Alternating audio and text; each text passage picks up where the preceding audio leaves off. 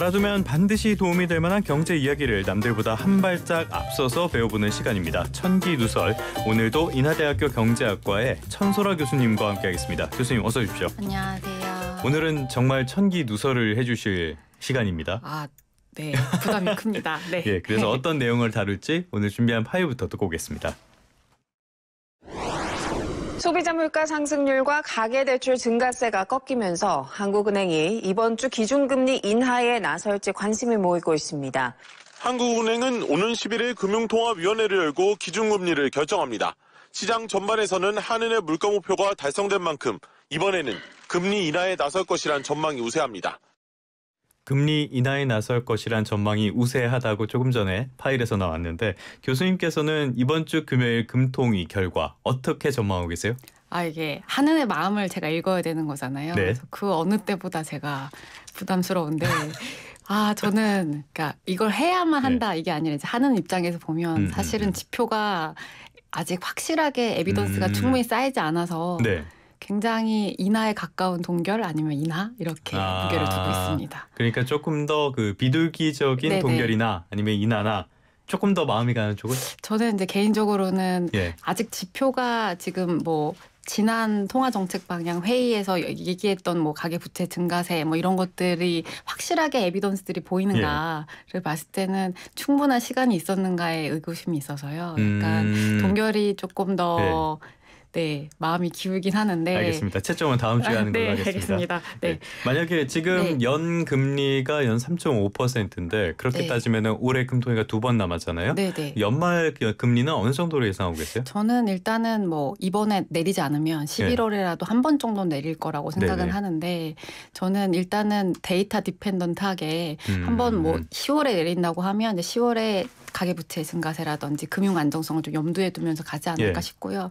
만약에 추가적으로 뭐 소비자 물가가 급락하거나 경기 상황이 굉장히 더 나쁘게 간다고 하면 더 한 번 더 인하할 가능성도 있다 이렇게 보고 있습니다. 지금 전반적으로 시장에서 보는 전망은 인하와 동결 6대4, 7대3 정도로 인하를 약간 더 비중 있게 보는 그런 분위기거든요.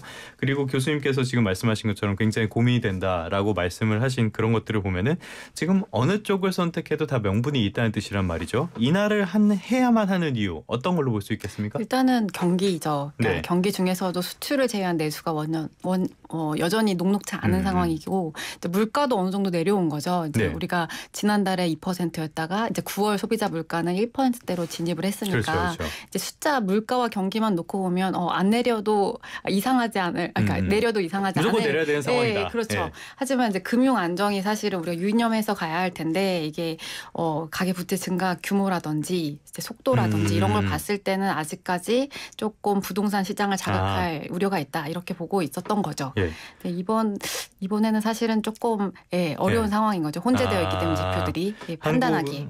말씀하신 것처럼 한국은행법을 보면은 1조 1항이 물가 안정, 1조 2항이 금융 안정이니까 두 개가 약간 혼재돼 있어가지고 결정하기가 어려울 것이다.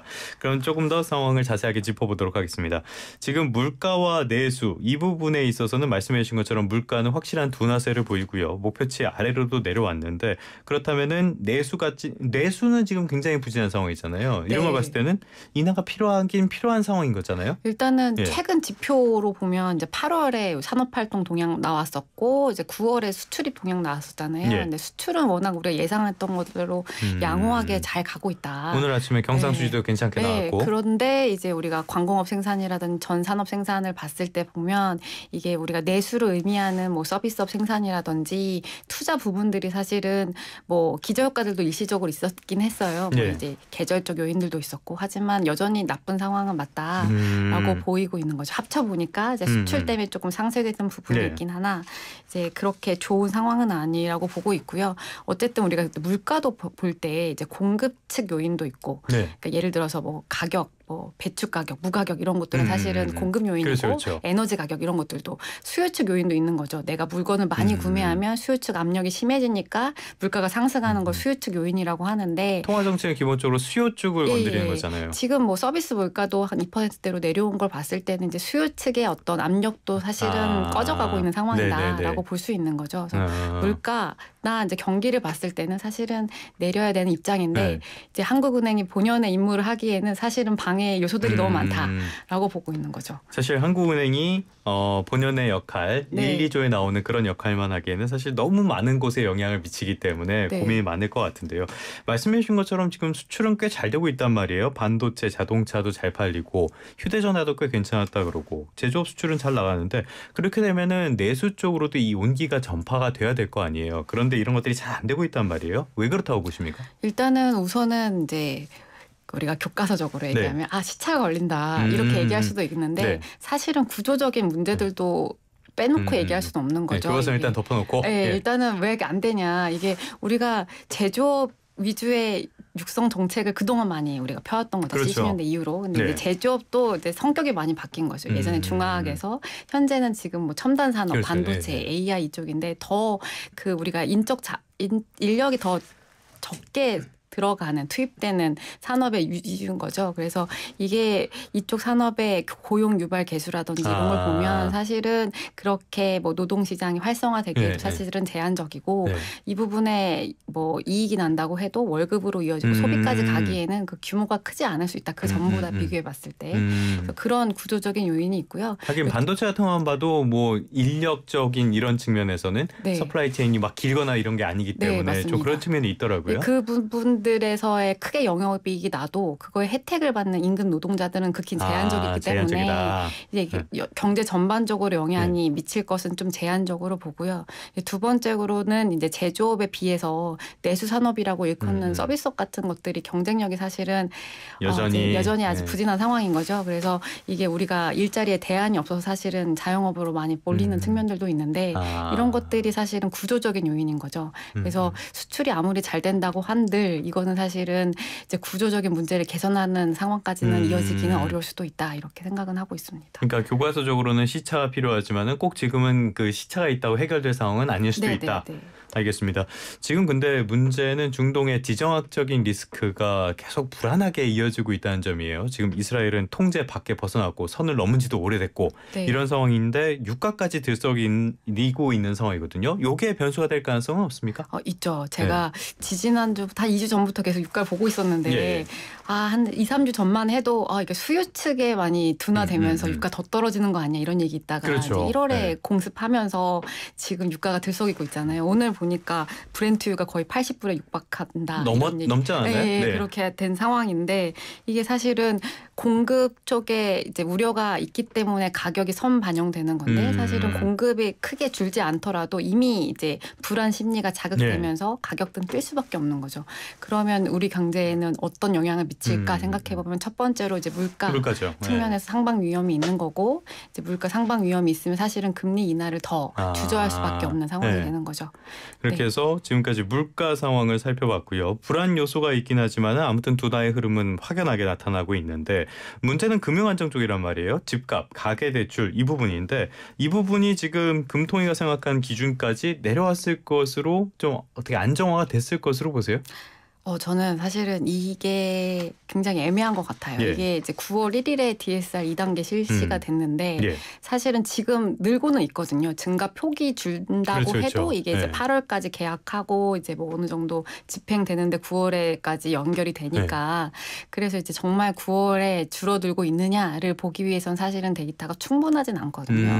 그래서 아마 이번 회의에서는 굉장히 이제 결과가 곧 나오겠지만 굉장히 디베이트가 많지 않을까 이런 생각은 들긴 합니다. 하지만 이제 방향적으로 거시 건전성 정책이 일관되게 이제 계획대로 간다고 하면 사실은 줄어드는 게 맞겠죠. 일관성 있게 간다면 일관성이 중요하다. 그렇게 생각을 하고 있습니다. 굉장히 의미심장한 표정과 함께 일관성을 말씀을 해주셨습니다.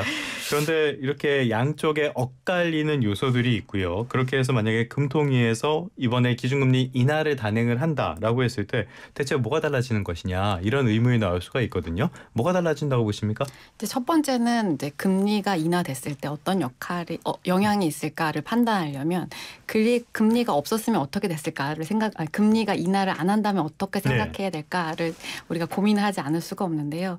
오히려 추가적인 악화 상황을 방지할 수도 있는 거죠. 단기간에 소비가 급격하게 좋아진다기보다는 금리가 인하를 안 했을 때는 더 소매 판매라든지 소비가 위축됐을 텐데 그나마 이 정도 내렸으니까 좀 감소하더라도 감소세가 둔화됐다 이렇게 해석을 할 수도 있고요. 네. 사실은 그 영향을 판단하기에는 사실은 어디를 좋아지는 거를 영향으로 봐야 할지 추가적으로 악화되는 상황을 막는 것을 영향으로 봐야 될지는 좀 차이가 있을 수 있는데 저는 일단은 우리가 금리 인상의 효과도 시차를 두고 나타나지만 금리 인하도 역시 마찬가지이기 때문에 이게 확연하게 드러나는 데까지는 시차가 걸릴 거다. 그래서 체감적으로는 이제 우리가 뭐 단기간에 이런 소비라든지 실물 지표가 좋아지는 데는 시간이 걸릴 거고 하지만 이제 단기간에 우리가 좋아진다고 느끼는 부분들은 이제 취약계층이라든지 뭐 부채 상환 여력이 없는 뭐 기업들이라든지 자영업자들은 일시적으로나마 좀 부채의 어떤 그 규모 자체가 주로 이자 비용 측면에선 줄 수가 있는 거잖아요. 그래서 좀 숨통이 조금은 트일 수 있는 부분이 있다 이렇게 보고 있는 거죠. 말씀해 주신 것처럼 여러 가지 다른 요소들이 있는 상황인데 한국은행의 고민은 그런 것 같아요. 지금 같은 상황 구조적인 문제도 있고요. 그리고 부채 비용 같은 것들 이런 게 어려운 기업들 조금만 도와주면 살아날 기업들도 있지만 좀비 기업 같은 곳들도 상당히 많은 상태잖아요.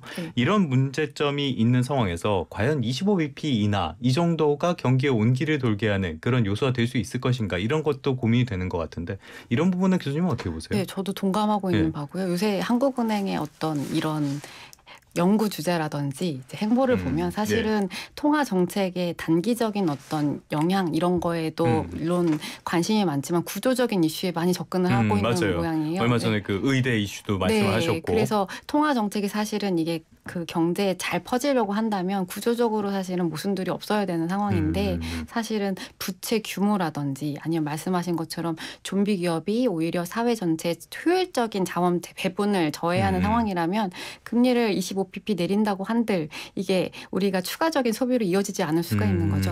이제 우리가 소비를 결정할 때 우리가 물론 내가 가처분 소득이라고 하는 것은 거기 안에 이자 비용도 우리가 제하고 있지만 가처분 소득부터 설명을. 제가 이제 월급을 받고 거기서 이제 뭐 고정비라든지 이자 비용이라든지 이런 걸 제하고 내가 쓸 수 있는 정말 내가 실제 쓸 수 있는 돈을 가처분 소득이라고 하는데 알맹이네요. 그러니까. 네, 알맹이. 근데 이게 사실은 아까 말씀드렸다시피 금리를 사실은 내리게 되면 대출이 많은 가게에서는 이자 비용이 주니까 소득이 늘어난 측면이 있는데 우리가 실제 소득을 생각해 보면 이게 우리가 앞으로의 미래의 소비를 현재 소비를 결정할 때 미래의 나의 소득 흐름을 보면서 결정을 하게 되거든요. 내가 미래의 소득이 크게 늘지 않을 거라고 경제가 그렇게 좋지 않을 거다라고 생각하는 입장이라면 현재 뭐 25bp 내린다고 한들 이게 추가적으로 내가 소비를 크게 늘리자 이렇게 시그널링이 덜 갈 수도 있는 거죠. 요거는 다른 나라 사례들도 살펴보면 괜찮지 않을까 싶은데요. OECD 20개 나라 가운데 15개 나라가 피벗 그러니까 기준금리를 올해 낮췄고요. 5개 나라가 남았는데 일본, 터키는 금리를 올렸고 뭐 터키 같은 경우는 인플레이션이 심각하니까 그랬던 것 같고 나머지 3개 나라 호주, 인도, 대한민국 이렇게 3개 나라가 동결 중인데 어떻게 이러한 나라들은 효과를 보고 있습니까?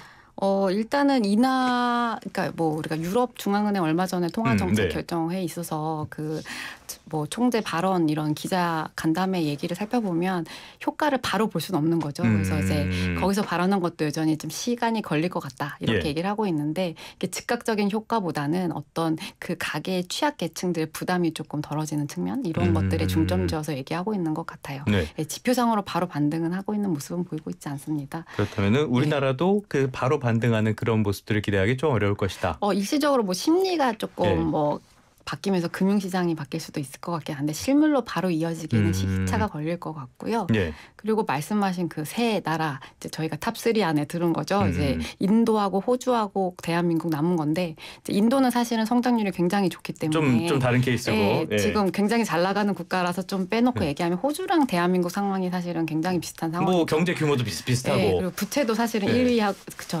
규모도 호주가 더 높아 그런 건데 지금 사실은 호주 중앙은행 총재가 더 비난을 많이 받고 있는 상황이죠. 지금 뭐 물가 상승률도 아직은 국내 소비자 물가 상승률에 비해서 높은 상황이에요. 3%대니까. 그리고 이제 집값도 사실은 높은 상황이고 부채 규모도 사실은 큰 상황인데 여기서 이제 금리 동결이 계속 있는 거죠. 언제 인하할 거냐라고 이제 또 정부에서는 얘기하고 있는 입장이고 중앙은행에서는 이제 물가도 높고 이제 여러 가지 이제 금융시장을 유념해 봤을 때 지금은 시기가 아니다라고 했더니 이제 또 그 여러 가지 이제 학계나 언론에서는 이제 소비라든지 이런 것들이 좀 망가져가고 있다 이런 얘기를 하고 있는 상황인데 사실은 그 CPI에 들어가는 가중치도 이제 국내 같은 경우에는 10% 이내인데 이제 호주 같은 경우 20%가 넘거든요. 그래요? 네, 그래서 좀 그런 것들 그 계산하는 방식도 다르고 이런 것들을 고려해 봤을 때 사실은 지금 호주 같은 경우도 그 한국과 굉장히 닮아 있는 상황인 거죠.